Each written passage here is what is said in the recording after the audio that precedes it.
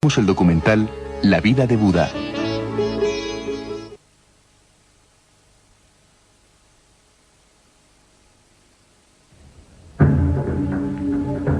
Más de 2500 años han pasado desde que el Buda Sakyamuni alcanzara el gran nirvana y desapareciera de la vista del mundo. Hoy, la mitad del planeta muestra la influencia de su pensamiento. Buda dijo que cualquiera de nosotros podía llegar a ser Buda. Él decía a sus discípulos: oh discípulos, no aceptéis las cosas porque las ha dicho Buda. Ved las cosas, analizadlas, ponedlas en práctica y entonces aceptadlas. Pero la historia de su vida no es muy conocida. En realidad, Buda fue el primer y el mayor revolucionario, y su primer mensaje es que todos los hombres son iguales. Según las leyendas transmitidas por la tradición oral desde hace miles de años y los últimos descubrimientos arqueológicos, ¿quién era el hombre al que llamaron Buda?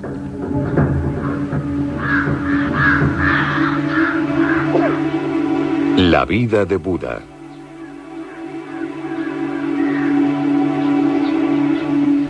Nadie sabe cómo era su rostro, ni cuándo nació.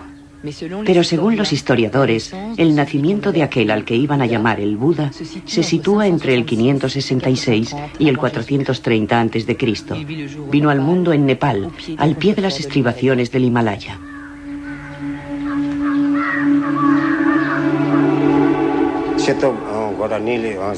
Diez meses antes de que naciera su hijo, la reina Maya Devi tuvo un extraño sueño. Un elefante blanco con 6 colmillos y la cabeza adornada de rojo entró en su seno y se quedó en él como si se incrustase en una piedra preciosa. El rey Suddhodana convocó de inmediato a los adivinos. Estos predijeron que este sueño anunciaba el nacimiento de un maestro extraordinario.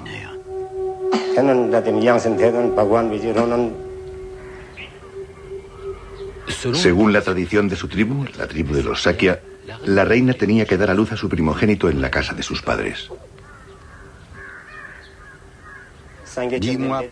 10 meses más tarde era verano. Maya Devi iba de camino junto con su séquito y se detuvo en el pueblo de Lumbini. Era una noche de luna llena. Hacía mucho calor. Cuando llegó aquí, vio un inmenso árbol de hermosas hojas.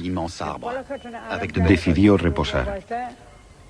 Y como hacía mucho calor, se fue a bañar a un estanque cercano.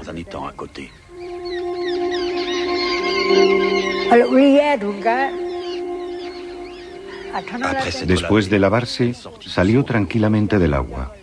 No había ningún refugio, ninguna casa. Estaba en la jungla. Entonces Maya Devi sintió un dolor agudo. Eran los primeros dolores del parto. Y entonces nació el príncipe Siddhartha, el señor Buda.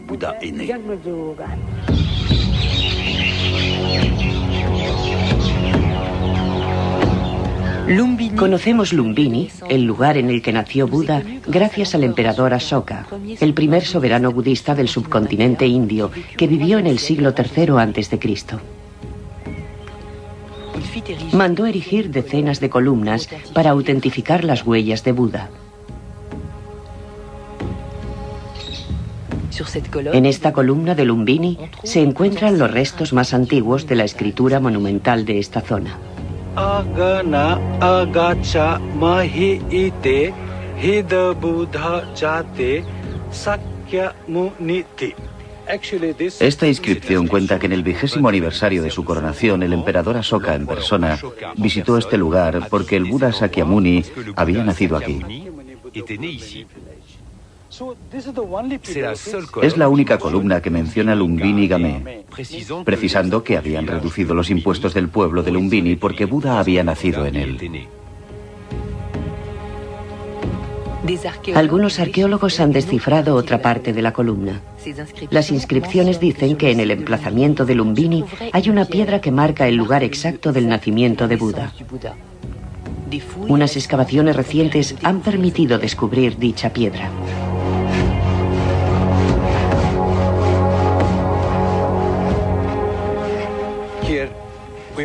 En el transcurso de nuestras excavaciones descubrimos una piedra. Y dicha piedra precisa el lugar exacto en donde nació Buda. La piedra está colocada encima de una plataforma de 7 capas de ladrillos. Y lo más interesante es que un peregrino chino vio esta piedra en el siglo III después de Cristo. Él dijo que una piedra indicaba el lugar exacto del nacimiento de Buda. Por aquel entonces la gente ya hacía ofrendas de flores y dulces en este lugar.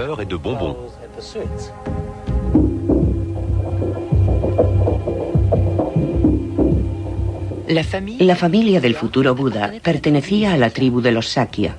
En el valle de Katmandú, en el Nepal, todavía podemos encontrar una tribu budista que se llama los Sakya. Desde hace miles de años, la tradición oral ha transmitido la historia de Siddhartha de generación en generación. Hablan de su vida, pero hablan sobre todo del mito. Describen su vida como un camino predestinado, un camino difícil, pero lleno de prodigios y milagros.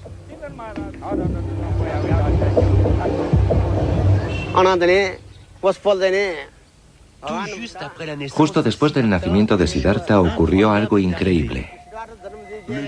El recién nacido empezó a andar. Dio 7 pasos. Y cada vez que ponía el pie en el suelo, aparecía una flor de loto.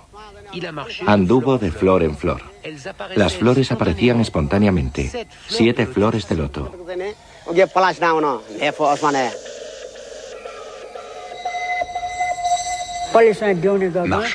Caminó de loto en loto, y alzando su dedo y situándose frente a Levante, el Señor declaró: He nacido para ser iluminado, por el bien del mundo. En la existencia terrestre, esta será mi última vida.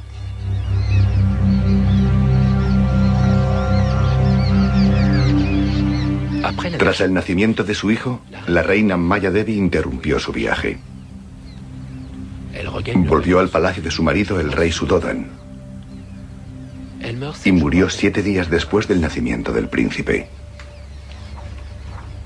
Entonces, el niño fue confiado a su tía, la reina Gotama.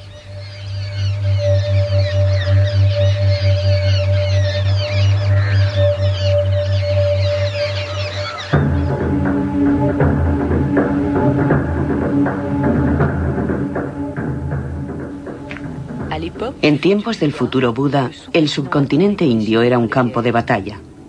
16 grandes reinos en expansión se disputaban el control de numerosas tribus. El reino del padre de Siddhartha se llamaba Kapilavastu. Estaba situado al pie de las primeras estribaciones del Himalaya, en la actual frontera entre la India y el Nepal. No era un reino muy importante, por lo que solo aparece mencionado en los textos búdicos, unos textos que cuentan la vida de Buda y que se escribieron 2 o 3 siglos después de su muerte.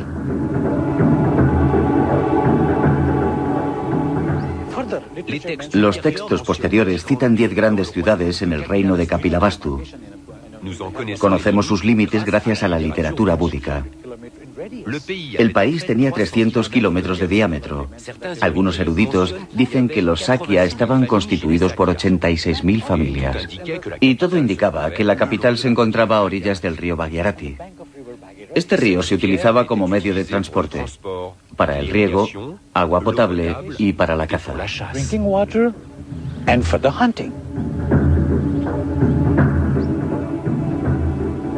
El palacio de Siddhartha ha despertado la imaginación de generaciones de escritores y arqueólogos. Pero ¿dónde se encontraba exactamente?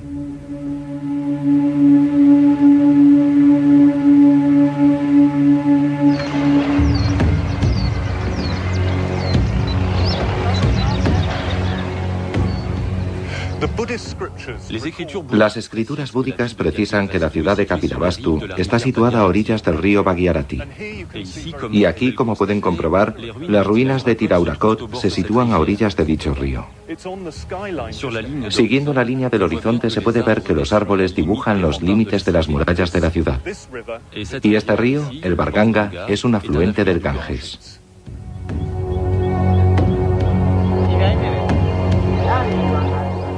En el siglo V después de Cristo, un peregrino chino, Wen Zheng, buscaba las huellas de la vida de Buda y encontró en Tilaurakot las ruinas de una ciudad fortificada, a la que identificó como la ciudad mítica de Kapilavastu. Detalló con precisión su situación geográfica, a 27 kilómetros de Lumbini, el lugar en el que nació Siddhartha. Las excavaciones arqueológicas bajo la égida de la UNESCO han permitido situar este lugar en el primer milenio antes de nuestra era. El arqueólogo Robin Cunningham ha dirigido recientemente dichas excavaciones.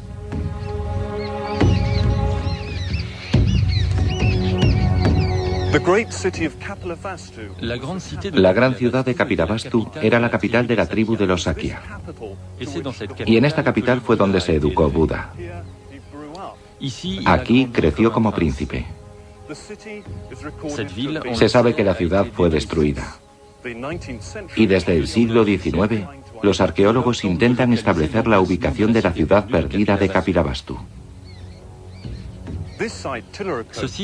Tilaurakot es la tesis más probable, sencillamente porque su topografía es muy similar a la que describieron los peregrinos chinos.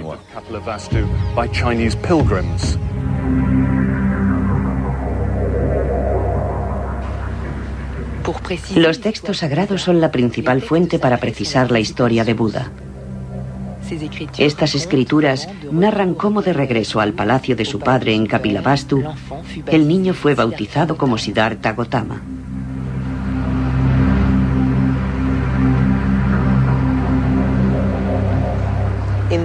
En la tradición india, cuando se bautiza a un niño se realiza una ceremonia. Como este niño tenía un horóscopo magnífico, le dieron el nombre de Siddhartha, que significa aquel que se realiza en la verdad.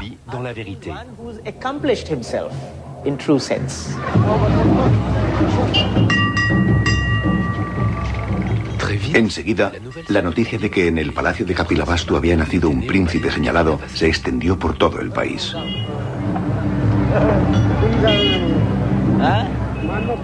Como manda la tradición, un adivino acudió a rendir culto al niño.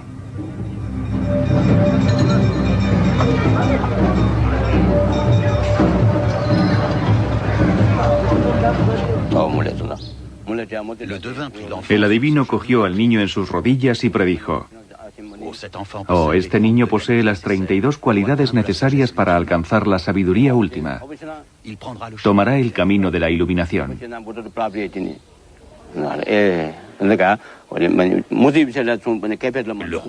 Al rey le tranquilizó saber que su hijo tendría una larga vida, pero pensó: es mi único hijo.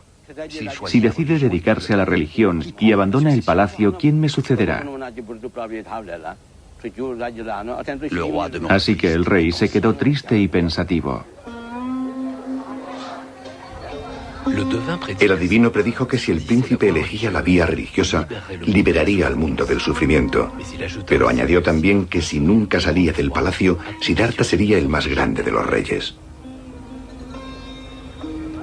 Enseguida, el rey desamparado tomó las medidas oportunas.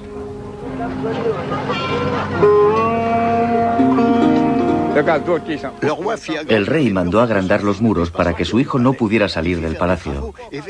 Mandó obras y comprobó que nadie pudiera pasar por encima de los muros. Uno lo consiguió, y después otro.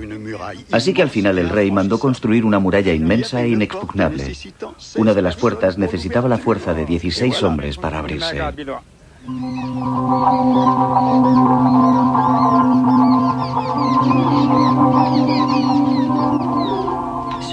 En Tilaurakot, los arqueólogos han descubierto enterradas las ruinas de una gran muralla. Se trata de la única ciudad antigua fortificada de toda la zona.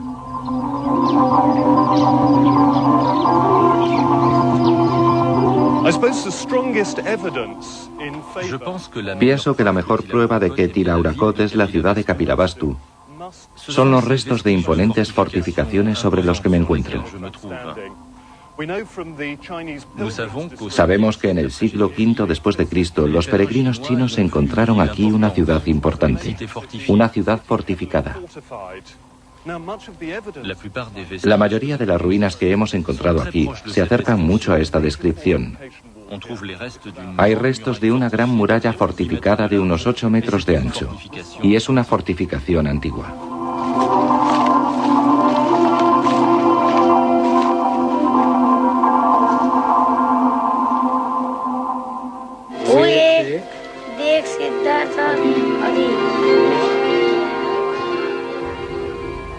Cuenta la tradición que como consecuencia de las predicciones del adivino, el rey Suddhodan decidió proteger a su hijo Siddhartha de todas las desgracias del mundo, de modo que Siddhartha debió pasar una infancia despreocupada en un palacio maravilloso.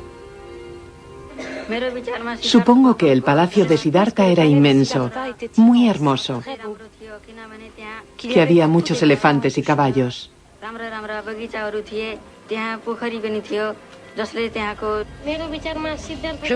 Yo creo que el palacio de Siddhartha tenía que ser magnífico. Los templos del palacio debían ser impresionantes.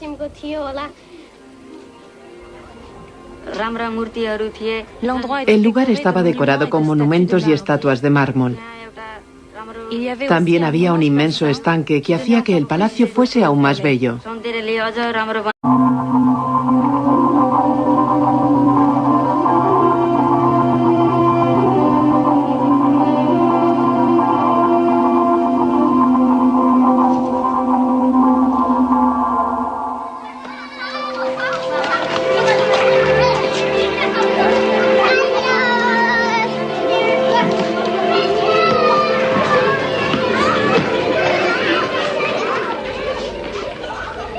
La existencia de la escritura en esta zona del mundo en aquella época no está probada.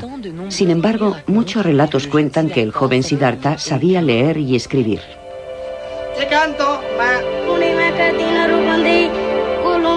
Siendo niño, ya hablaba varias lenguas. Despertaba la admiración de sus profesores.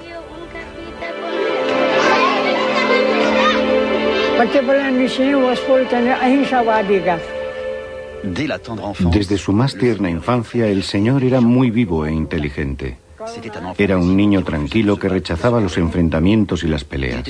Era todo amor, amabilidad y compasión, unas cualidades que mostró desde muy temprano. Creía en la tolerancia.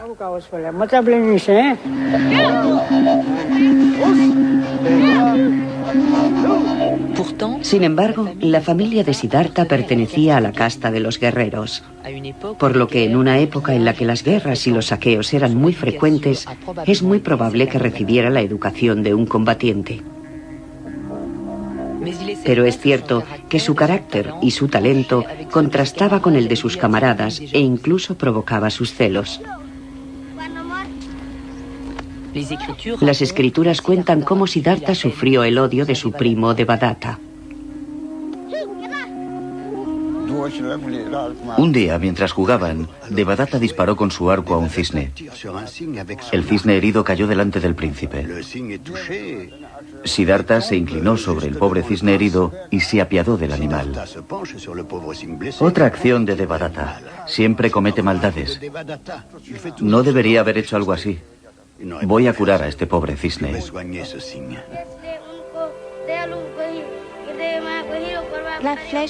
La flecha hizo caer al cisne. Siddhartha se precipitó sobre él. Cogió cuidadosamente al animal en sus rodillas y, moviendo sus plumas, le quitó la flecha. El cisne se alejó lentamente. Devadatta llegó corriendo para recoger su presa. Cuando vio que Siddhartha la había dejado partir, se enfadó mucho y empezó a gritar que era su presa. Él le había alcanzado con su flecha, así que le pertenecía. El cisne que has herido ya no existe. Lo he curado, le he dado una nueva vida. Ahora es un ser diferente, no es el que tú heriste. De modo que no tienes ningún derecho sobre él, respondió Siddhartha. Como ninguno de los dos quería ceder, fueron a pedir justicia al rey. El rey dio la razón a Siddhartha y culpó a Devadatta.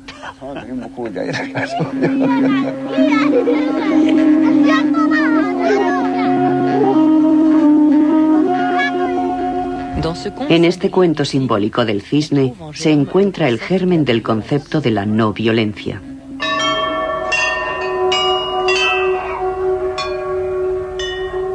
Pero esta parábola inocente esconde con toda probabilidad una realidad más cruel.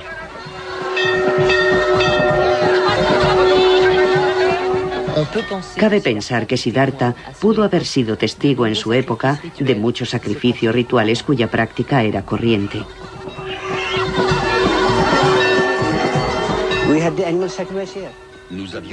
En muchos de nuestros templos se realizaban sacrificios rituales. En los templos de la diosa Parvati, por ejemplo, se sacrificaban animales y muchos religiosos e historiadores han afirmado que en Nepal también se sacrificaban humanos.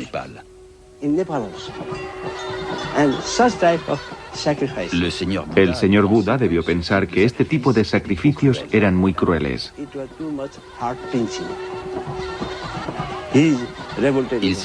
Se rebeló en contra y por eso predicó la no violencia, rechazando cualquier sacrificio de seres vivos.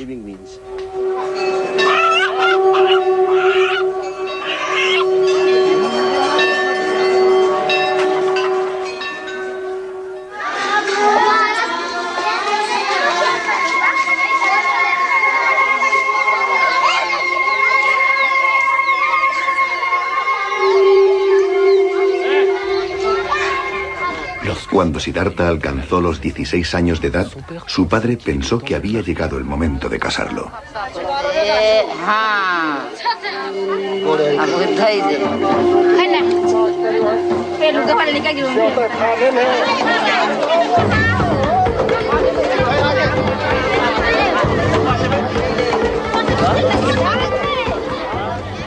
Entonces el rey Suddhodan envió a sus hombres y convocó a todas las jóvenes del reino y de los reinos vecinos para ser presentadas al príncipe. Prometió un regalo a cada una de ellas.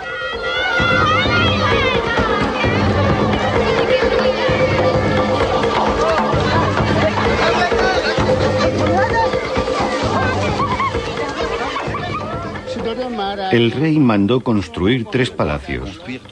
Los palacios se llenaron de muchachas, entre las que el joven príncipe tendría que elegir a su esposa.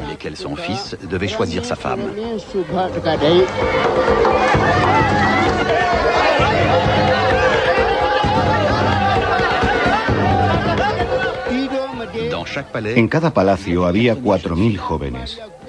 Siddhartha dio un regalo a cada una, pero ninguna de ellas consiguió conquistarle.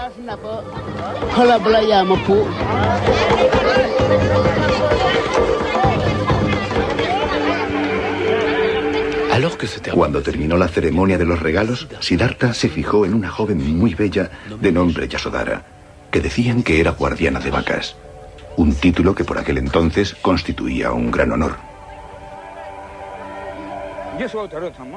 Yasodhara era la hija de un rey llamado Dandapani. Yasodhara se dijo: yo ya tengo millones de joyas, no necesito más. Por eso no fue a buscar su regalo y al final de la ceremonia se marchaba tranquilamente. Siddhartha le dijo: ¿cómo no has venido a buscar tu regalo? Ahora ya no tengo nada que darte. Pero tengo mi collar de diamantes que tiene un valor incalculable. Te lo doy. Y se lo puso alrededor del cuello. Todos los que estaban presentes en el palacio exclamaron: decías que no te gustaban las chicas y le das tu collar de diamantes de incalculable valor. Eso significa que quieres casarte con ella. La quieres, por eso le has dado tu collar. Tú decías: no me gusta, no quiero casarme. Pero amas a Yasodhara, por eso le has puesto el collar alrededor del cuello. Todos estaban muy contentos. Después de eso, el rey Suddhodan fue a ver al rey Dandapani.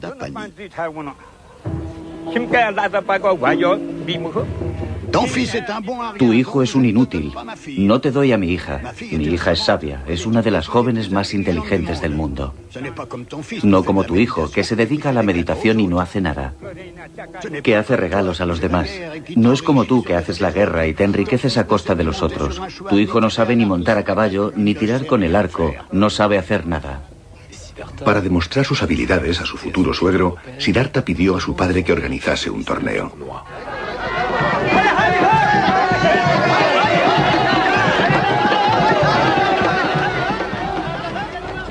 El rey convocó a los mejores arqueros, a los mejores caballeros y a los sabios más grandes para que pusieran a prueba a Siddhartha.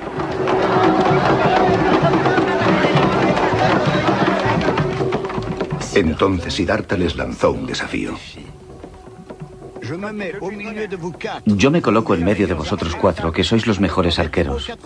Vosotros os colocáis cada uno en una esquina. Disparadme cada uno 15.000 flechas.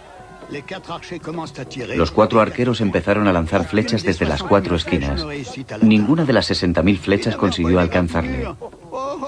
Ni un rasguño. Ya no nos quedan flechas. Nadie ha conseguido darle. Ninguno de los 4 mejores arqueros consiguió alcanzarle. Hubo muchas más pruebas, pero Siddhartha superó todas con facilidad. ¡Oh, qué sorpresa! Toda la asamblea estaba impresionada. Ha ganado todas las pruebas. Entonces el rey Dandapani fue hacia Siddhartha y le dijo: mi príncipe, perdóname, te he maltratado. Me inclino ante ti porque has vencido a todos. Te concedo a mi hija.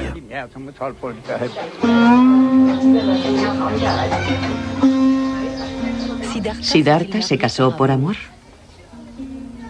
Las opiniones respecto a esta cuestión divergen.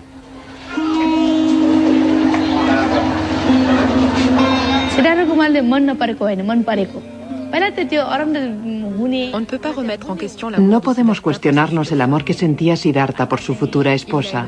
Él la amaba.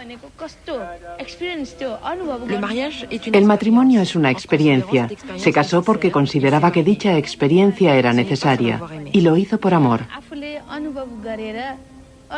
Es cierto, Siddhartha siempre experimentó las cosas, fuese lo que fuese, para luego poderlas explicar mejor a los demás. Explicarles cómo se puede amar en el matrimonio.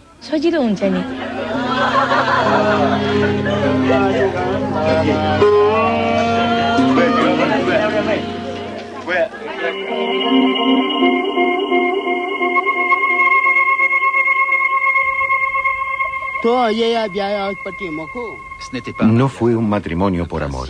El príncipe Siddhartha no tenía edad para ello. Pero le casaron contra su voluntad para que no abandonase el palacio. Cuando el príncipe era pequeño, decía que quería irse del palacio. Por eso, el rey lo casó pronto, porque de este modo no se marcharía del palacio. Estaría ocupado con su esposa.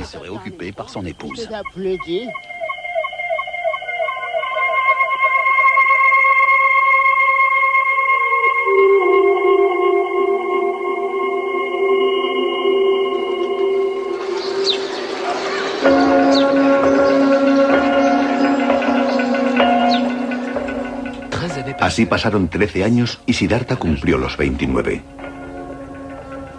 Respetando las órdenes del rey, el príncipe nunca había salido del palacio. Vivía despreocupado, rodeado de placeres, pero esta existencia real no le satisfacía. Como se sentía prisionero, Siddhartha le pidió permiso a su padre para salir del recinto. Pese a las predicciones del adivino, el rey se lo concedió.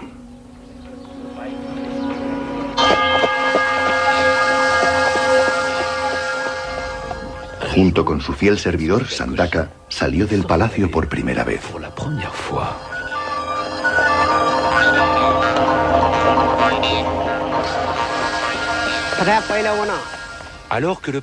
El príncipe emprendió el camino y de repente vio a un hombre enfermo, delgado, pálido, temblando, que murmuraba palabras de desesperación incoherentes. El príncipe vio que aquel hombre estaba entre la vida y la muerte. ¿Quién es este hombre?, preguntó el príncipe. Oh, es un hombre enfermo.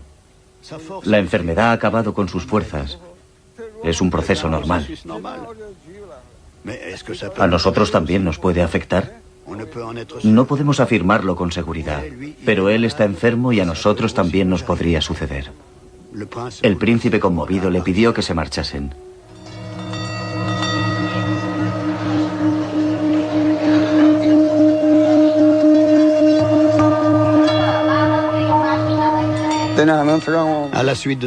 Después, Siddhartha encontró a un anciano. Casi no tenía dientes. Se tambaleaba y se aferraba a su bastón.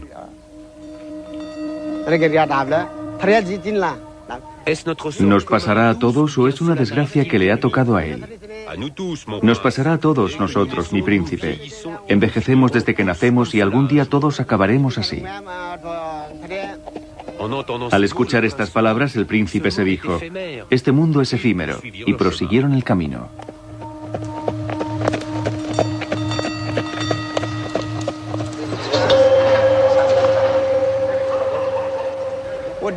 Más lejos, en el camino, vieron una procesión.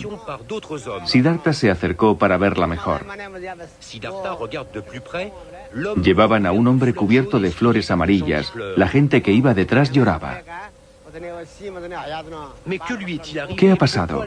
¿Por qué lo llevan así?, preguntó el príncipe. Está muerto. Ha perdido los sentidos y las cualidades de la vida.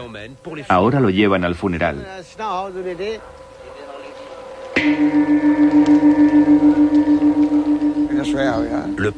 El príncipe dijo: no me gusta, volvamos a casa.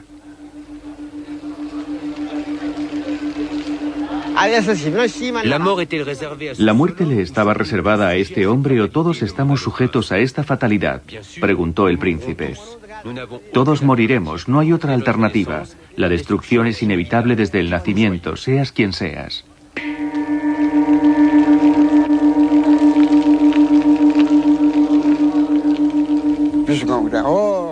Entonces vieron a una asceta.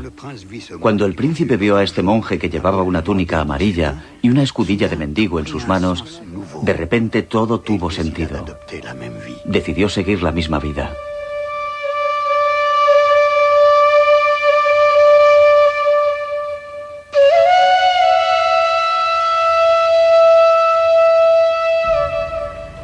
La totalidad de los textos búdicos cuentan que estas 4 visiones turbaron a Siddhartha. Tomó conciencia de la inmensidad del sufrimiento humano y de la futilidad de la existencia real. A partir de ese momento, no cesará en buscar una solución al dolor de la condición humana.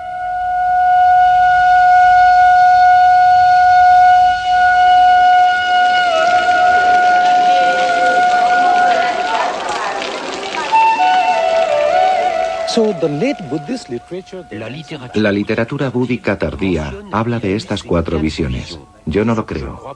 No tiene sentido.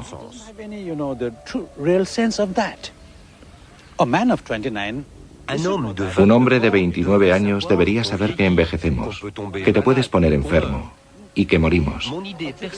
Mi idea personal es que, teniendo en cuenta el contexto económico y social, las tradiciones de esta época, el sistema político que era el feudalismo, las incesantes guerras entre clanes, entre reinos, ataques, saqueos, represalias. Pues bien, Siddhartha vio todo esto. Siddhartha ha vu cela. ¿Por qué hacen esto? ¿Por qué se matan por cosas materiales? Y si nos atenemos al contexto religioso, se realizaban sacrificios. De modo que son estas condiciones, sociales, económicas, políticas y religiosas, las que le provocaron el deseo de salir en busca de la verdad.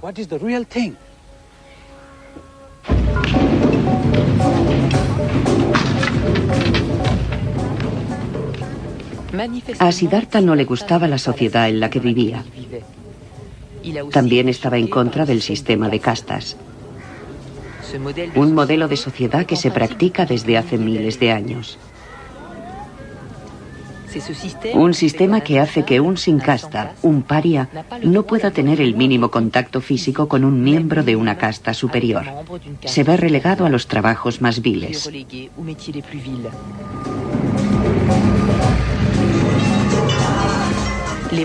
Los brahmanes, la casta superior de este sistema, son sacerdotes y astrólogos oficiales. Cuando un niño nace, predicen su destino, su trabajo y con quién se casará.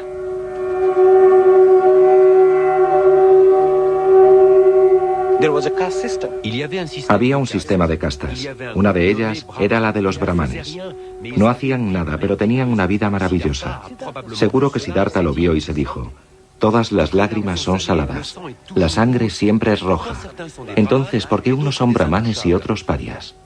Pensó que todos los hombres eran iguales.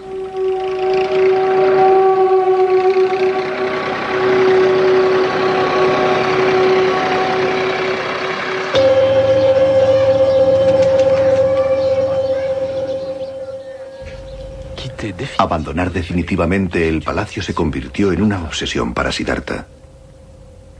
Sin embargo, quería obtener el consentimiento de su padre.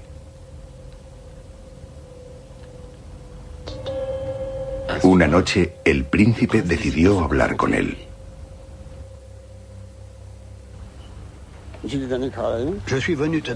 He venido a pedirte 4 cosas. De acuerdo. ¿Qué quieres? ¿Puedes garantizarme que nunca estaré enfermo? ¿Que nunca envejeceré? ¿Que nunca moriré? ¿Que estaré libre del deseo, de la avaricia, del odio, de la violencia? ¿Puedes garantizármelo? Pero el rey Suddhodan no sabía qué responder. Tartamudeando dijo: pero esas cosas ni siquiera los dioses pueden concederlas. No puedo darte lo que no poseo.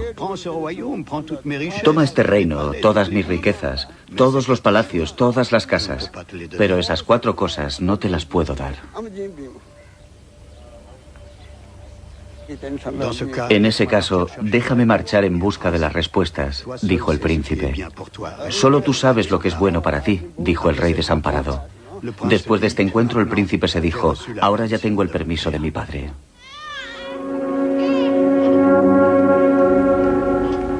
Un acontecimiento precipitó su decisión. Después de 13 años de matrimonio, Yasodhara dio un hijo a Siddhartha.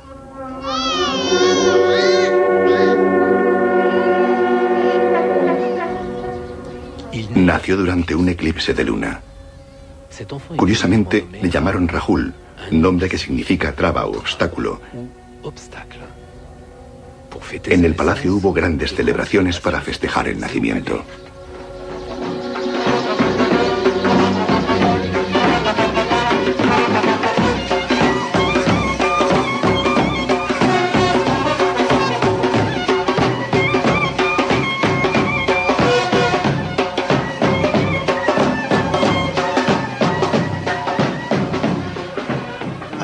Se convierte en padre justo cuando pensaba huir. Oh, Dios mío.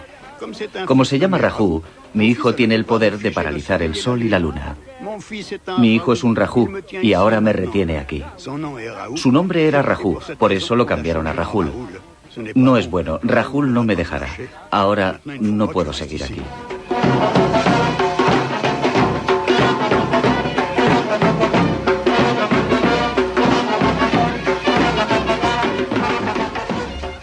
Una noche de luna llena del mes de julio, a medianoche, cuando la fiesta de palacio terminó, Siddhartha decidió marcharse.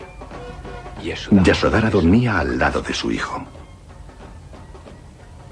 Siddhartha abrió la puerta de la habitación para ver por última vez a su hijo Rahul. Se marchó con su fiel servidor Sandaka y con su caballo Kantak. Al alba llegaron al río que estaba en la frontera del reino de Kapilavastu. Allí se despidió de ellos.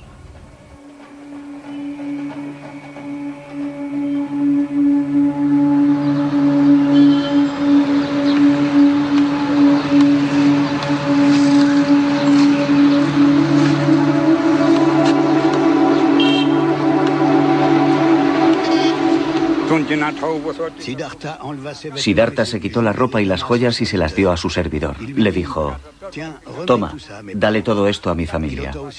También se quitó sus espadas y dijo: esto también se lo darás. Ni muerto volveré al palacio sin haber aprendido las enseñanzas, ni sin haber encontrado la iluminación. Diles que estoy aquí. Díselo a mi familia y a todo el mundo.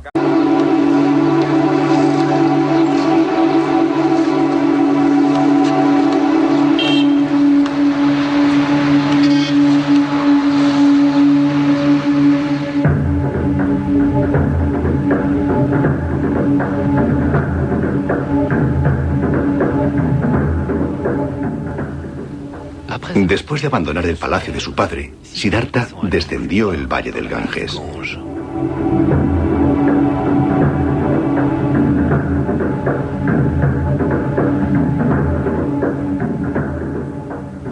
Iba en busca de las respuestas al sufrimiento universal.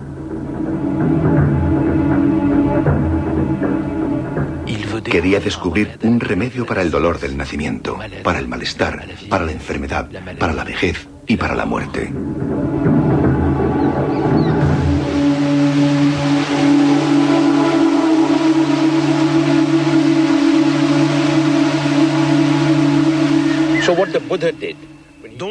Así que Buda decidió renunciar a su familia y buscar su camino. En la India es una noble y antigua tradición. Siguió la vía que toman muchos de los que buscan la iluminación espiritual y mística. Renunció a su familia y emprendió el camino. Porque solo en el camino se puede encontrar a alguien con quien compartir experiencias. Si uno se queda en su pueblo, no aprenderá gran cosa. Claro que hay muchas vías, cada cual elige la suya propia. Algunos siguen su camino escondiendo la cabeza en la arena, otros quedándose de pie sobre una sola pierna, otros clavándose cuchillos. Algunos hacen ejercicios de respiración, otros cantan. Hay tantas vías como personas.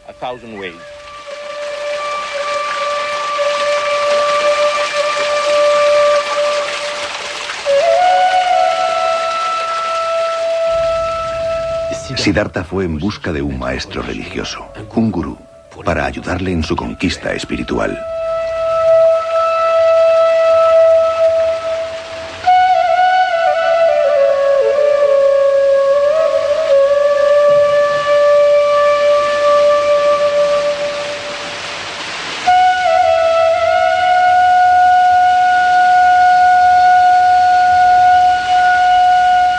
What Guru does?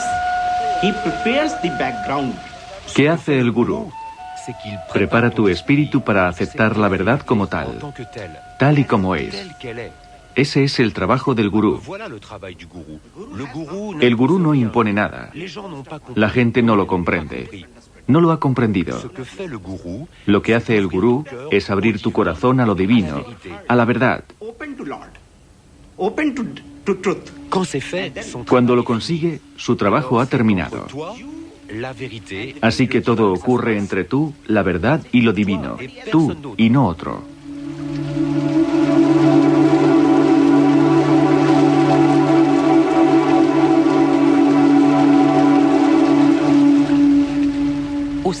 En el siglo V a.C., en este rincón del mundo, se desarrollaban nuevas corrientes del pensamiento en reacción al orden religioso brahmánico dominante. Muchos pensadores, algunos de ellos ateos, empezaron a rechazar este sistema que concedía todo el poder espiritual y la riqueza a los sacerdotes brahmanes. Estos nuevos sabios renunciaban a su familia, a su riqueza, para ir en busca del despertar espiritual.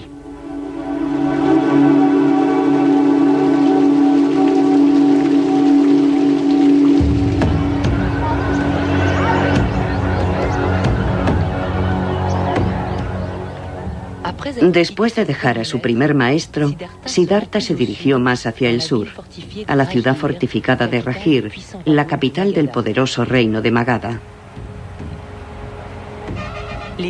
Los textos búdicos cuentan que su rey, Bimbisara, era bueno y justo, muy sensible con las nuevas corrientes de pensamiento. Ofrecía protección a todos los sabios que pasaban por su reino. Todavía hoy se pueden contemplar las ruinas de los 48 kilómetros de fortificaciones que rodeaban la ciudad.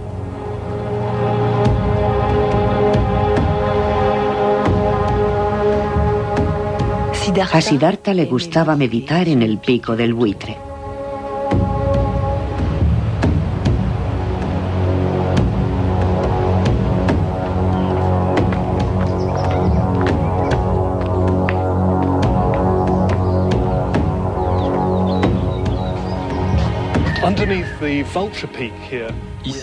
Aquí, encima del pico del buitre, se encuentra una de las numerosas grutas de los alrededores de la ciudad de Rajir. Buda y otros sabios se sentían atraídos por estas grutas, en donde se sentían protegidos de la riqueza y del prestigio de la ciudad. Pero al mismo tiempo estaban lo suficientemente cerca para poder recibir comida y donaciones. Y estas grutas todavía hoy desempeñan un importante papel para los peregrinos. Ustedes mismos pueden ver las hojas de oro que pegan los peregrinos del sureste de Asia. Para ellos estos lugares son muy importantes, porque piensan que Buda vivió aquí realmente.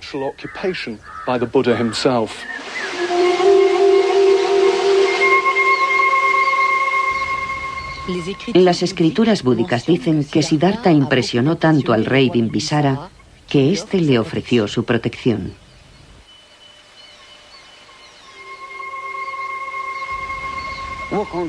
Por aquel entonces, Siddhartha erraba como una asceta por el reino del rey Bimbisara. Buda era un hombre muy bello. Las gentes del lugar se preguntaban, ¿es un hombre o un dios? ¿De dónde viene? El rey Bimbisara oyó hablar de él y convocó a Siddhartha al palacio.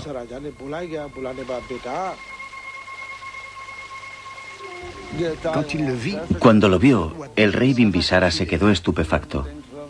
Nadie diría que necesita ganarse la vida mendigando. Era tan noble que pensó, solo tengo una hija. Sería maravilloso si pudiera convencer a este hombre para que se casase con ella.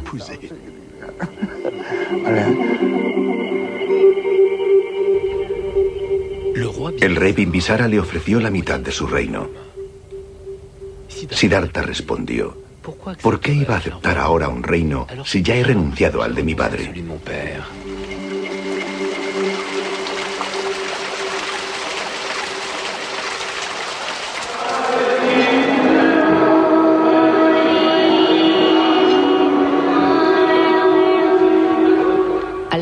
Por aquel entonces, en Rajir, se encontraba un famoso maestro, Mahavira Jina, que significa gran jefe conquistador. Era el fundador de la rigurosa religión jainí. Mahavira consideraba que hacer el mal nos envenenaba. Él profesaba la no violencia absoluta, incluso hacia los animales. Hasta llegó a recomendar a sus discípulos que se colocasen mascarillas para no tragar insectos.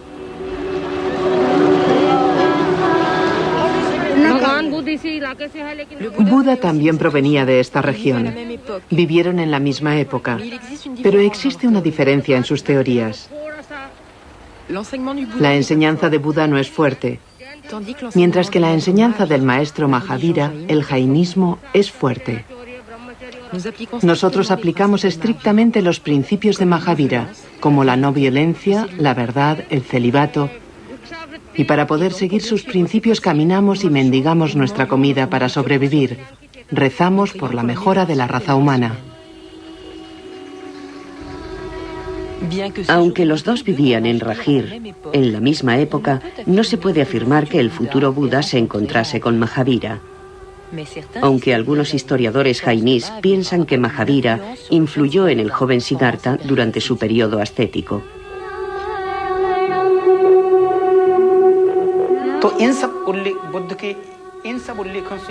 Al leer los relatos búdicos, está claro que recogerse el cabello, ir desnudo, mendigar y ayunar son puntos esenciales de la religión jainí. Por lo que podemos deducir que Buda abrazó en primer lugar la religión jainí.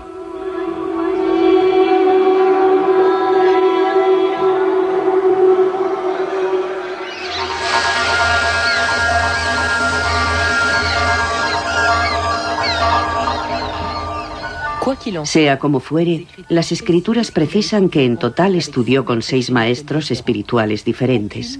Ninguna de sus doctrinas respondía a las cuestiones que él se planteaba.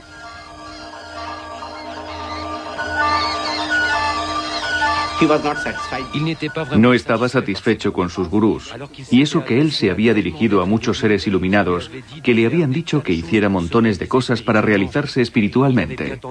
Él intentó hacerlo, pero no lo consiguió. Así que abandonó todo esto y se quedó solo, abriendo su corazón y su espíritu para descubrir la verdad por sí mismo.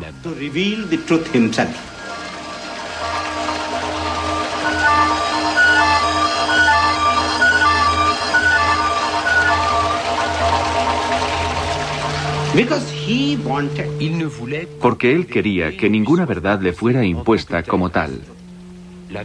La verdad tiene que imponerse por sí misma. Así que lo abandonó todo. Tenía sed de lo divino, de ver la verdad o de ver la luz.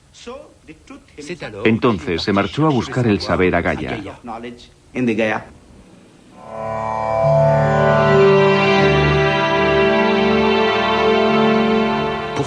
Prosiguiendo con su viaje en busca de la verdad, encontró a 5 compañeros. Recorrió con ellos el valle del Ganges. Cuenta la leyenda que los campesinos les daban de comer. Para proteger su meditación, extendían brasas para alejar a las serpientes.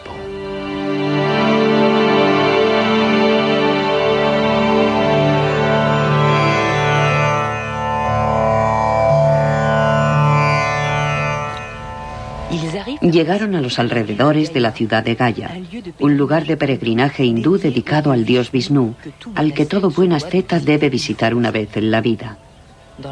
En la religión hindú, Gaya es uno de los lugares esenciales para mejorar el karma, es decir, el ciclo de las sucesivas reencarnaciones. En la literatura búdica no se hace ninguna referencia a este peregrinaje, pero sería de extrañar que Siddhartha no lo hubiera efectuado.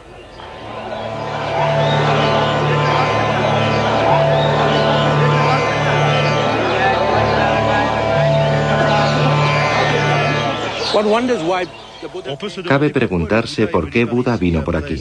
Después de 6 años de mendicidad y de ascesis, quizás vino a Gaya para renunciar a su familia definitivamente, cumpliendo con el ritual que millones de hindúes siguen desde la noche de los tiempos. Los ritos que se realizan aquí permiten absolver a los antepasados de su karma. Si te ocupas de tus antepasados, suben allá arriba, al paraíso. Entonces puedes avanzar porque ya no formas parte del ciclo de la vida y de la muerte.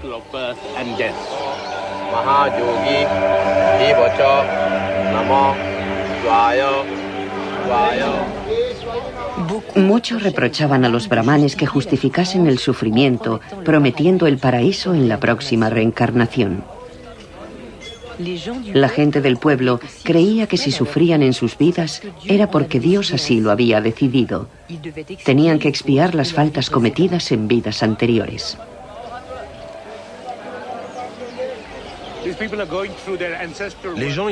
Aquí las gentes veneran a sus antepasados. Santifican el karma residual de sus antepasados para que no renazcan bajo la forma de gatos, de perros o de pájaros.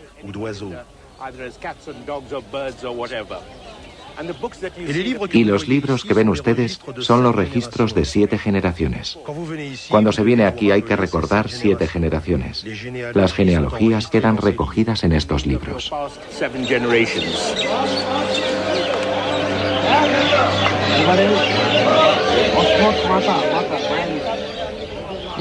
En la época de Siddhartha, los brahmanes ya controlaban el peregrinaje.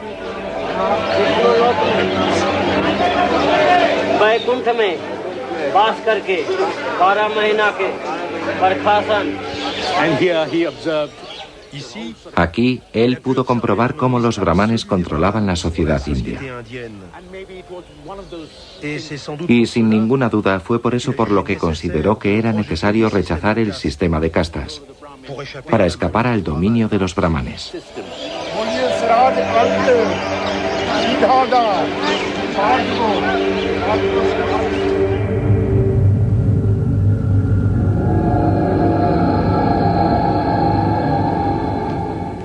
Las escrituras búdicas precisan que fue en esta época cuando abandonó todas las religiones tradicionales. En vez de buscar la salvación a través de Dios, decidió buscar su propia vía por sí mismo, en sí mismo. Inició un periodo intenso de meditación y mortificación.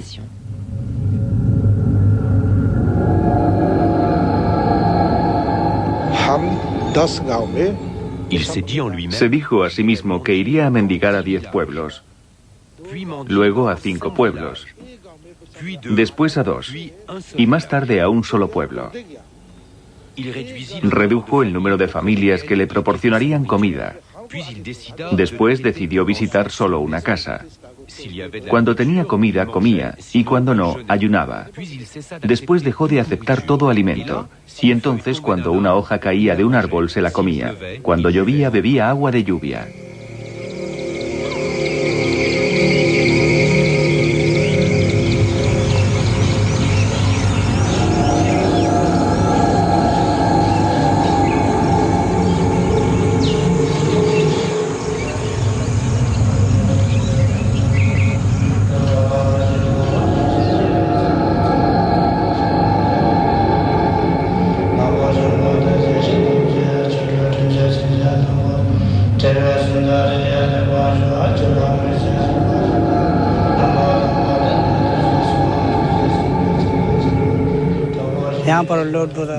En esta gruta, Siddhartha meditó durante mucho tiempo sin beber, ni comer, o casi. Cada día bebía un vaso de agua y comía un pedazo de pan y un grano de arroz.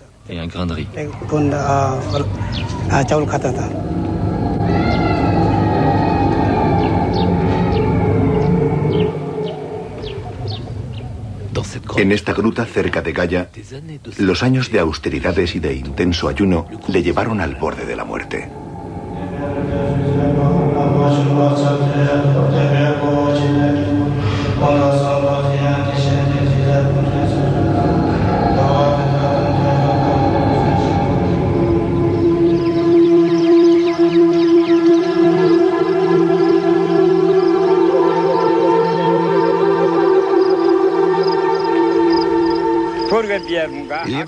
Había una joven que se llamaba Sujata. Poseía un toro y miles de vacas a las que tenía que ordeñar todos los días. Las llevaba a la pradera a pastar.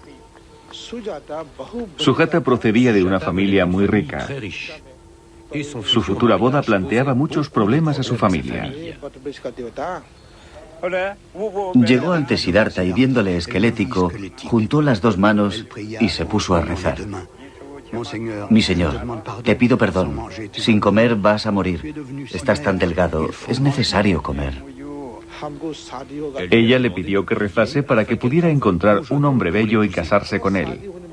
Si lo encontraba pronto, le traería un pastel de arroz en un plato de oro.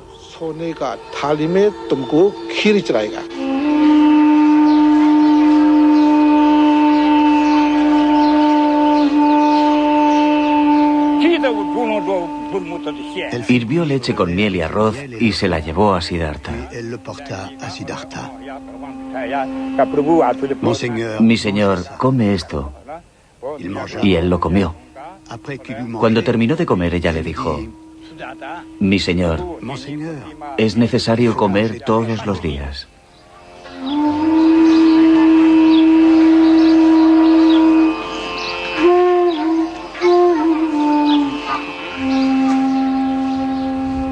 Después de comer, se dio cuenta de que el ayuno y el sufrimiento no eran los mejores medios para obtener la salvación, y dejó las privaciones.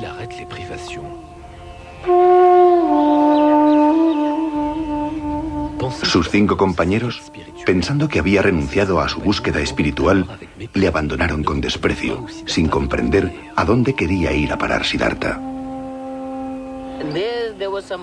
Un grupo de campesinos pasaba por allí tocando sus instrumentos musicales. El que mandaba dijo a sus amigos que no apretasen mucho la cuerda del instrumento.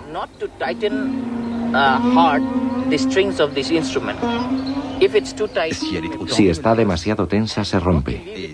Y si está demasiado suelta, la música no es buena.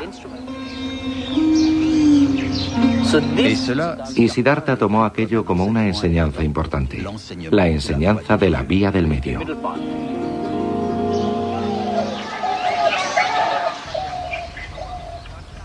Esta parábola ilustra cómo Siddhartha decidió elegir la vía del medio, el punto medio entre los placeres reales que había conocido y las privaciones.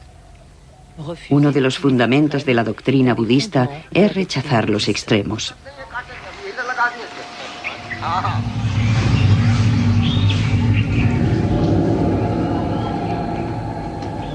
El camino de Siddhartha le llevó a 5 kilómetros de Gaya. Allí se sentó bajo un árbol durante semanas para meditar. Utilizó la técnica de meditación que consiste en concentrarse únicamente en la respiración.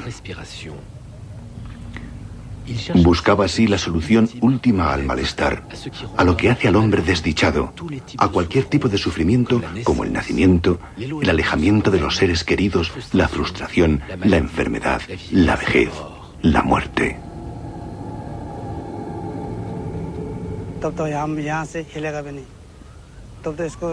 Y los demonios hicieron cuanto pudieron para interrumpir su meditación.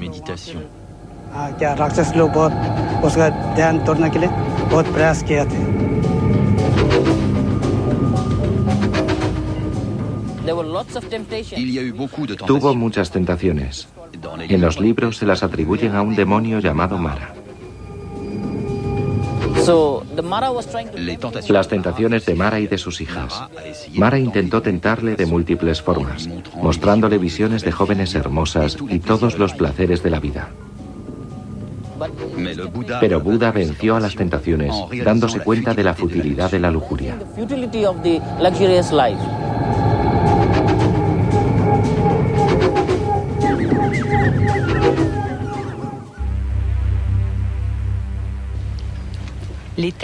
Los textos sagrados cuentan que después de 40 días, durante la primera vigilia abandonó su cuerpo. Redescubrió sus vidas anteriores. 1 vida, 2 vidas, 100 vidas, 1000 vidas. Durante la segunda vigilia, comprendió el ciclo de la existencia, la ley de la causa y el efecto, el movimiento del karma.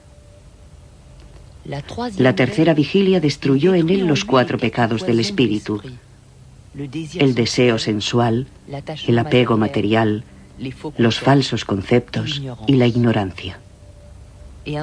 Una noche de luna llena, a los 35 años de edad, alcanzó el despertar, la iluminación, el conocimiento supremo, el nirvana.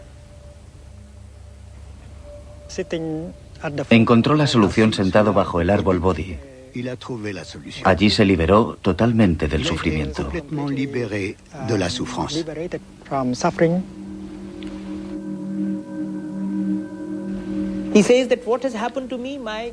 Dijo, lo que me ha ocurrido es que mi espíritu está ahora libre de toda clase de impresión.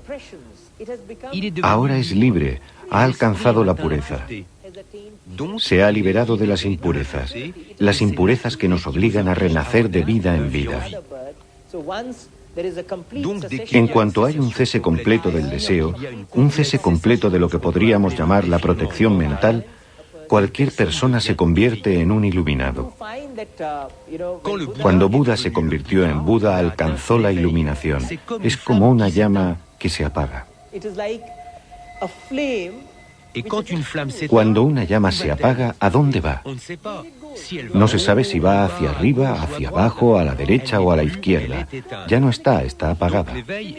Pues la iluminación es como una llama que se apaga. Por eso le llamamos nirvana. Vana en pali significa deseo. Es como la extinción del deseo, como el cese completo del deseo, completo. ¿A dónde va la llama? Nadie lo sabe.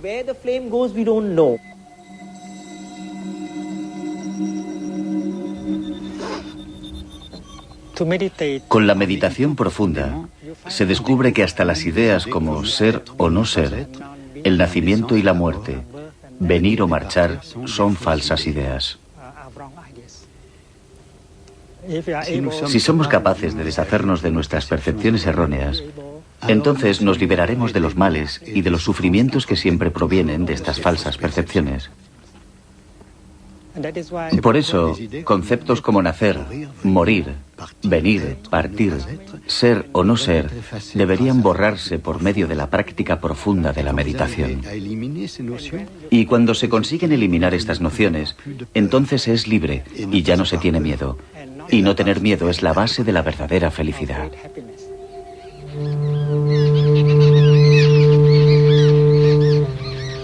Cuando Siddhartha Gautama por fin alcanzó las respuestas al sufrimiento universal, se convirtió en Buda, que significa el iluminado, el que tiene el conocimiento.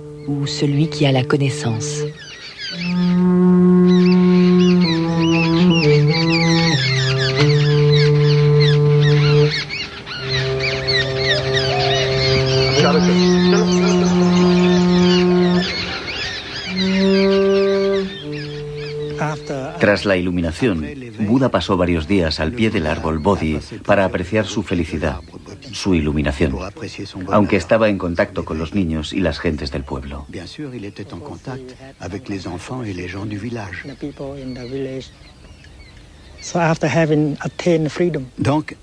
Después de conseguir la libertad y el bienestar, Buda quiso salir en busca de sus 5 compañeros para ayudarles a alcanzar lo que él ya había alcanzado. Et les aider à atteindre ce qu'il avait atteint.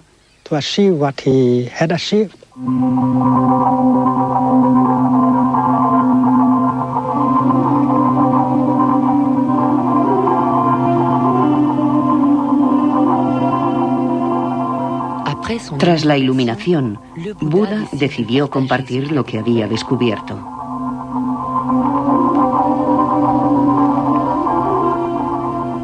Y recorrió 300 kilómetros atravesando los ríos y los bosques.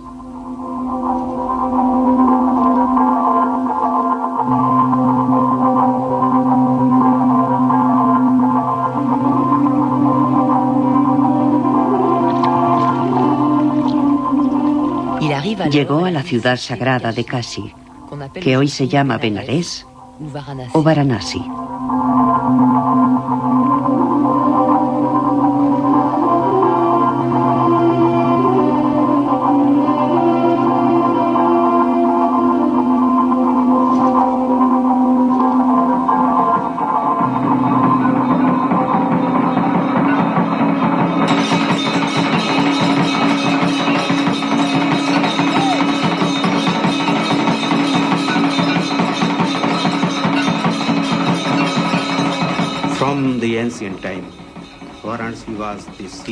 Desde tiempos antiguos, Benares es el centro del saber.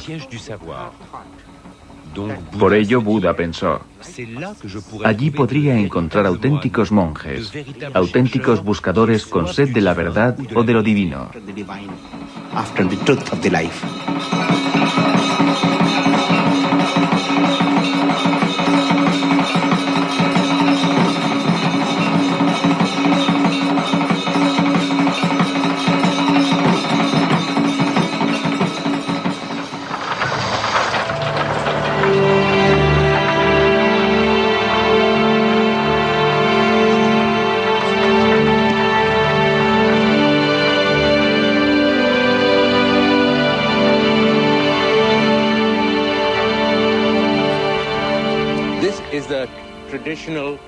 Esta es una ruta tradicional que los peregrinos hindúes toman cuando vienen a Benares. Es un peregrinaje esencial. Es conocido como el Pan Kosh, que significa la distancia de 10 millas. Los peregrinos de la antigüedad y los de hoy también van de un jardín sagrado a otro. Hay 14 paradas y en cada una de ellas hay pozos de aguas sagradas que tienen virtudes terapéuticas. Por eso la gente viene aquí y se encuentra con ascetas que comparten su filosofía, sus experiencias, hablan de los gurús que han conocido, de su yoga o de sus prácticas místicas.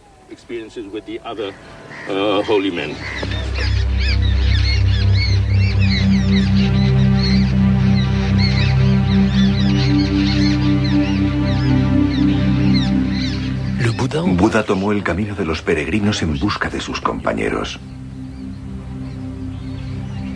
se dirigió al Parque de las Gacelas de Sarnath, a unos kilómetros de Benarés.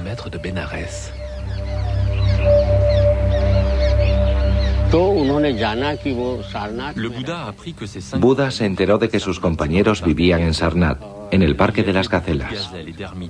Allí había muchas gacelas y ermitas. Sarnath es el nombre moderno. Fue allí y cuando llegó, sus antiguos compañeros pensaron: ha dejado la meditación, no puede saber nada. Así que no le preguntaron nada. Pero cuando Buda se acercaba a ellos, empezaron a sentir su sabiduría. Les dijo: os tengo que hacer una revelación. Me he convertido en Buda. Y aquella noche, Buda predicó su primer sermón. Enunció a sus compañeros las 4 verdades nobles que se convertirían en la base del budismo.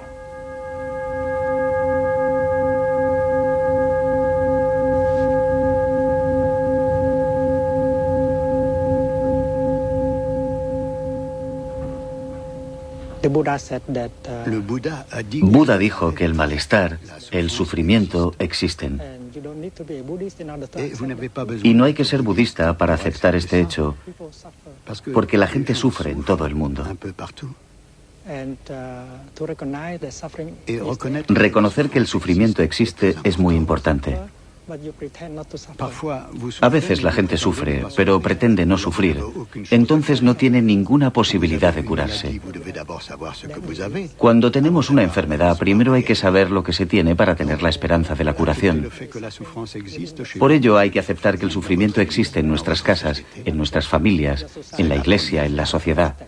Esa es la primera etapa.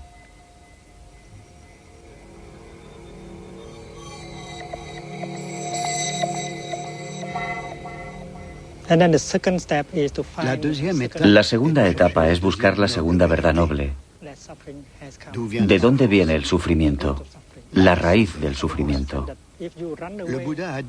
Buda dijo que si huimos, si escapamos del sufrimiento, no tendremos ninguna posibilidad de comprender su origen. Hay que tener el valor de contemplar el sufrimiento de frente y con profundidad para comprender mejor la naturaleza y la causa del sufrimiento.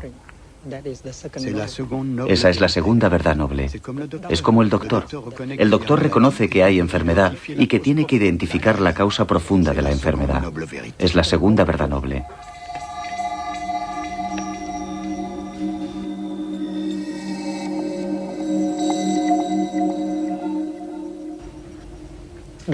El doctor dice: esta enfermedad puede curarse. Es la confirmación de que el sufrimiento puede detenerse, transformarse. Es la tercera verdad.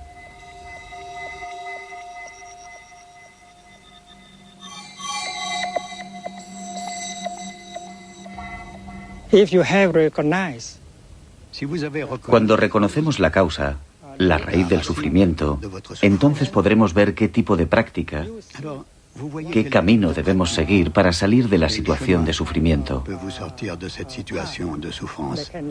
Es la cuarta verdad noble.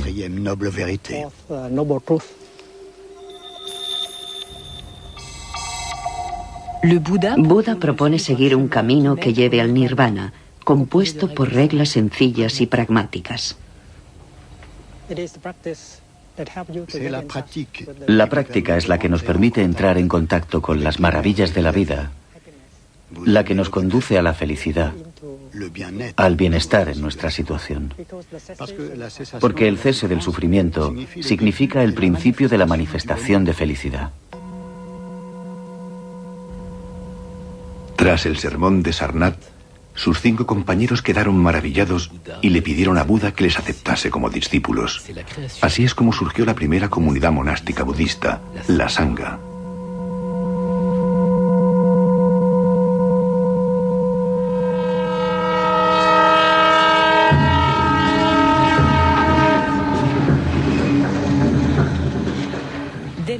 Después, Buda recorrió la India de norte a sur, en todas las direcciones de un inmenso territorio. Enseña el Dharma, la ley de Buda, a todo el que esté dispuesto a escucharle, ya sea hombre o mujer, rey o campesino, brahmán o sin casta, rico o pobre, asceta o tunante. No hace ninguna distinción. Buda explica que con una práctica adecuada Cualquier ser humano puede alcanzar el nirvana, un mensaje revolucionario para la época.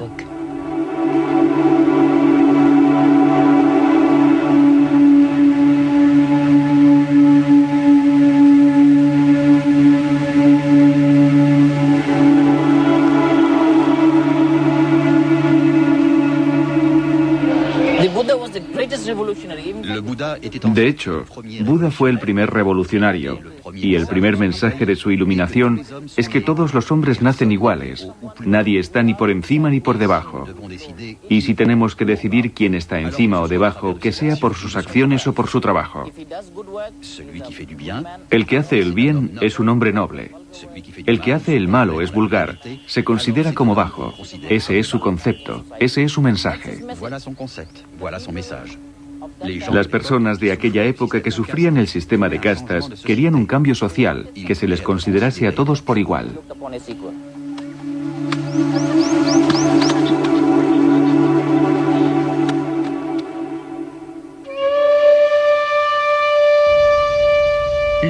Buda también enseñó conceptos tan complejos como la no permanencia, la vacuidad, el no ser, bajo forma de preceptos y de pequeños cuentos que todos pudiesen comprender.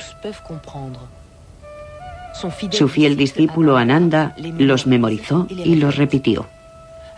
El pensamiento de Buda nos ha llegado por la tradición oral, ya que en aquella época la escritura estaba muy poco extendida.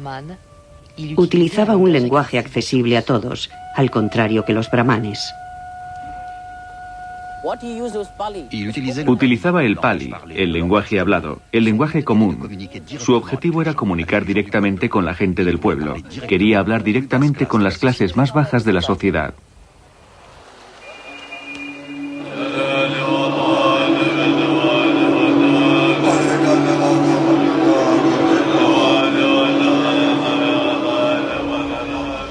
La comunidad de los monjes mendicantes, la Sangha, se desarrolló.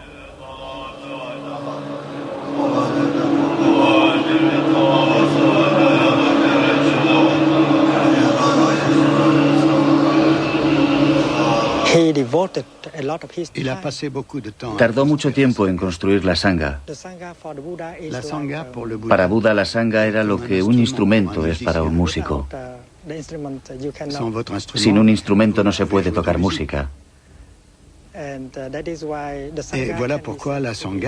Por eso se puede considerar a la Sangha como la obra maestra de Buda, ya que una buena Sangha tiene el poder maravilloso de ser el refugio para curar y transformar a muchas personas.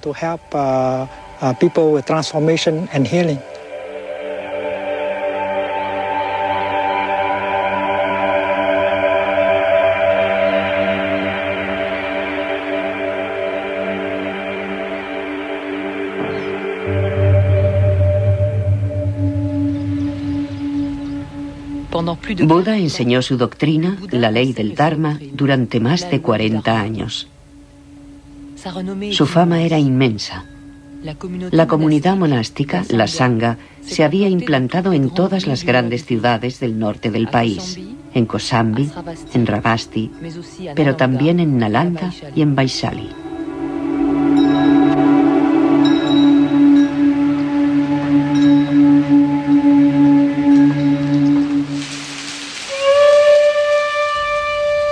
A los 80 años, durante la retirada de la estación de las lluvias, en la ciudad de Vaishali, Buda cayó enfermo. Entonces enunció su última enseñanza para comprender el budismo, el sermón sobre el nirvana. Explicó a sus discípulos cómo comprender la muerte.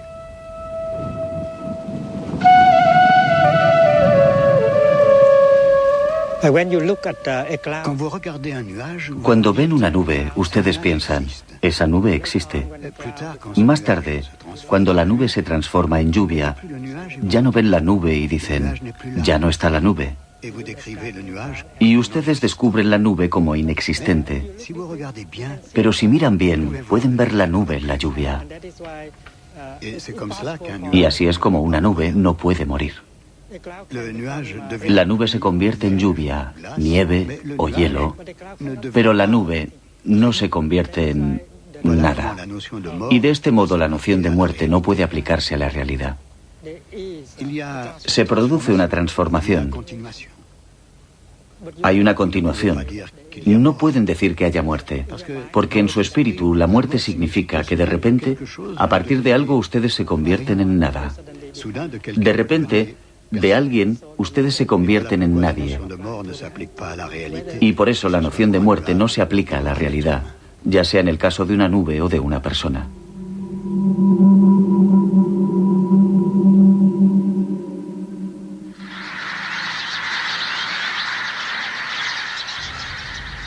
Algún tiempo después, Buda se dirigió al pueblo de Kusinagar.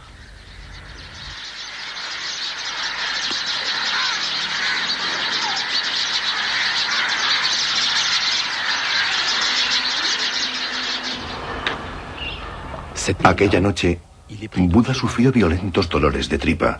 Sintió que la muerte se aproximaba. Entonces convocó a su discípulo más cercano, Ananda, para dictarle sus últimas voluntades.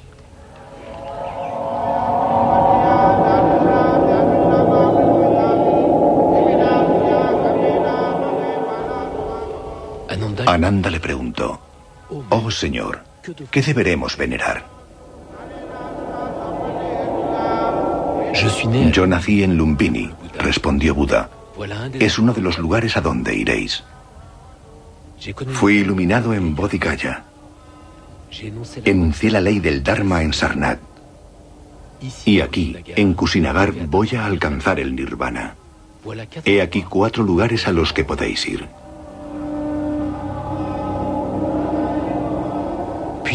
Y después dijo sus últimas palabras: «La degradación y la muerte son inherentes a todos los seres, pero cada cual puede obtener el derecho a evadirse de ellas. No dejéis de luchar». Buda murió una noche de luna llena y alcanzó el Mahapara Nirvana.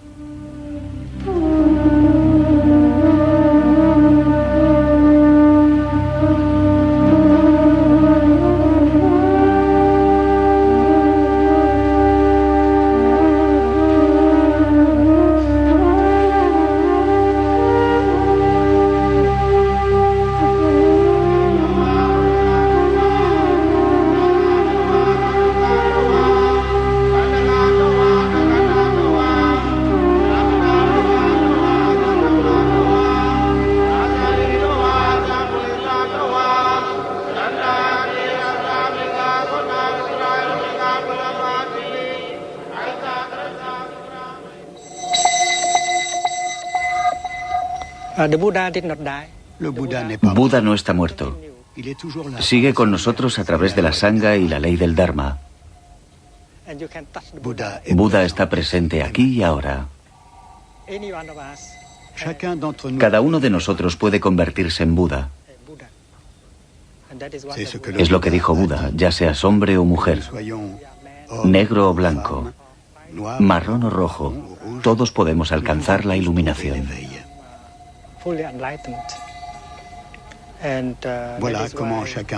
Así es como cada uno de nosotros puede ser la continuación de Buda. Cuando se sabe esto, ya no se tiene miedo. Y cuando ya no se tiene miedo, cuando se alcanza esa sabiduría, te haces sobrenatural. Ya no eres un mortal.